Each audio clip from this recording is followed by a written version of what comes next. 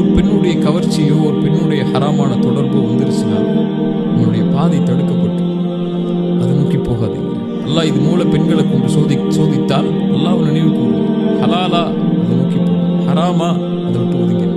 அல்லாஹ் உங்களுடைய வாழ்க்கையை கண்ணியப்படுத்தும். ரசூலுல்லாஹி ஸல்லல்லாஹு அலைஹி வஸல்லம் அதனால தான் சொன்னாங்க, யார் உதடுகளுக்கு இடையே இருக்கக்கூடிய நாவையும் 2 தொடைகளுக்கு இடையே இருக்கக்கூடிய மர்மூறுப்பையும் பாதுகாப்பதற்கு ஹலால்ல மட்டும்தான் அதை செலவழிப்பேன்னு பாதுகாக்கிறதுக்கு யார் எனக்கு உறுதி கொடுக்குறாங்களோ அவங்களுக்கு சொர்க்கத்தை உறுதி கொடுக்குறேன். சொன்னாங்க,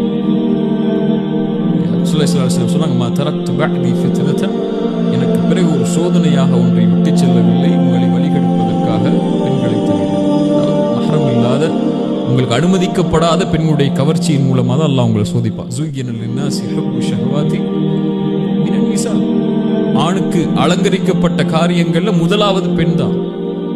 ஷைத்தான் வழிகெடுக்கிறதுக்கு ஒரு ஆணை அவனை வழிகெடுக்கிறதுக்கு ஷைத்தான் பயன்படுத்தக்கூடிய முதல் ஆயுதமே பெண் தான். ரசூலுல்லாஹி ஸல்லல்லாஹு அலைஹி வஸல்லம் சொன்ன மாதிரி அதுதான் பெரிய ஃபித்னாவே.